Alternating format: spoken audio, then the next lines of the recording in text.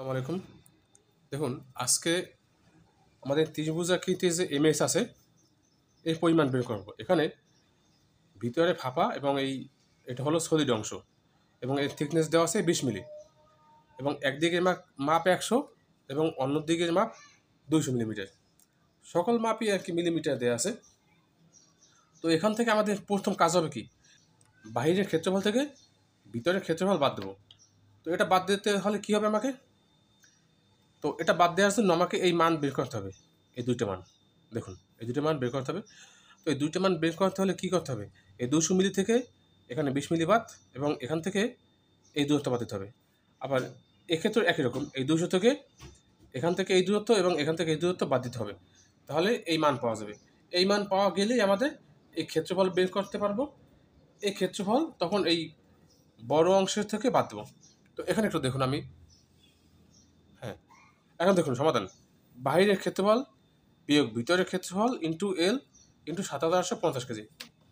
তো বাহিরের ক্ষেত্রফল তো আমরা সকলেই এর মান তো দেওয়াই আছে, এটা সহজেই বের করা যাবে। হাফ ইন্টু ভূমি ইন্টু উচ্চতা, অর্থাৎ এই দেখুন যে হাফ এই 200 এই 100 এটা চলে আসলো এবং এটা ছিল বর্গ মিটারে, এটা আমরা নিলাম বর্গ মিলিমিটারে ছিল, বর্গ মিটারে নিলাম, এটা আসলো।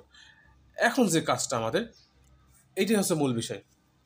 তো আশা করি আপনারা সবাই বুঝবেন খুব অল্পতে। দেখুন, এখন এই ত্রিভুজ, অর্থাৎ এই যে বড় ত্রিভুজটা আছে, আমি যদি এখানকার এই ছোটো ত্রিভুজকে যদি এখানে বর্ধিত চিন্তা করি এবং এখানে যদি এটা বর্ধিত চিন্তা করি, তাহলে এখানে কিন্তু একটা ত্রিভুজ হয়। তো এই বড় ত্রিভুজ এবং এই ছোটো ত্রিভুজের যে সাদৃশ্য, তখন এটাকে কী পাওয়া যায়, তো এখান থেকে পাওয়া যায়। দেখুন, এই যখন এইটার মান 100, বড়টার মান, তখন এদিকে মান ছিল 200। ঠিক তদ্রূপ এই ত্রিভুজের বেলা আমরা ওইভাবেই চিন্তা করব যে যখন এখানে তো আমাদের 20 মিলি আছে, এখানে যখন 100 এখানে তখন 200, এখানে যখন 20 তখন এখানে কত। দেখুন ঠিক একই রকম, যে 100 ভাগ 200 XY ভাগ YZ, অর্থাৎ এই যে এটার সাদৃশ্য থেকে আমরা পাওয়া যায়। তো এখান থেকে আমাদের YZ এর মান পাওয়া গেল। YZ মানে এতটুকু। তো এই মান আছে, এই মান আছে। এখন এই মানটা বের করবো আমরা পিথাগোরাসের সূত্রের সাহায্যে।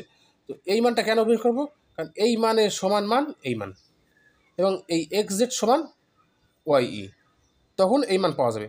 আবার এই YZ সমান EC, এটা কিন্তু আপনি প্র্যাকটিক্যালে যদি করেন দেখবেন যে আসলে এই YZ সমান EC, আর এই YE সমান XZ এবং XD YE XZ সমান একই রকম। সব মানগুলো এখানে দেওয়া আছে, আমি নোট করে রাখছি যাতে আমার সুবিধা হয়। আর YZ সমান EC 40 মিলিমিটার।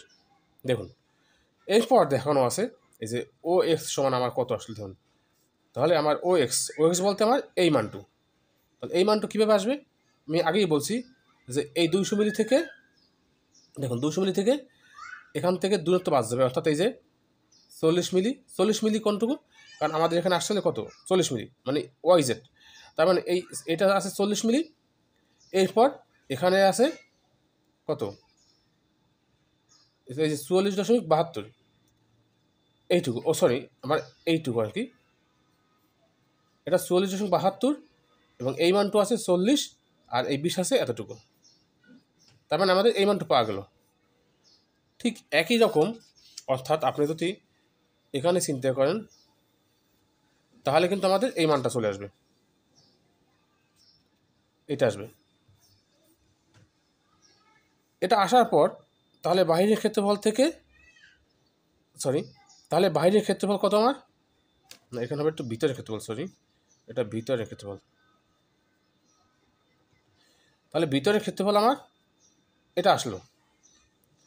এখন এমএস এর পরিমাণ কী হবে, আমার এই আগে ছিল বাহিরের ক্ষেত্রফল বিয়োগ এই ভিতরের ক্ষেত্রফল গুণন 1 গুণন ৭,৮৫০ কেজি, তাহলে এই মানটা পাওয়া গেল। এখন অনেকেই বলবে যে ভাই অটোক্যাডে করা যায়, ভাই অটোক্যাডে তো অনেক কিছুই করা যায়, কিন্তু সেটা তো আসলে শিখার বিষয় না। আপনি এখান থেকে কী শিখলেন সেটা মূল বিষয়। অটোক্যাড বা বিভিন্ন সফটওয়্যারের মাধ্যমে অনেক কিছুই করতে পারেন, সেটা তো আলাদা বিষয়। তো যাই হোক, এখন এইটার ফুল আমার একটা ফটো দেওয়া আছে, আপনারা ওখান থেকে নিয়ে নিতে পারেন যাতে বুঝতে সুবিধা হয়। ধন্যবাদ সবাইকে।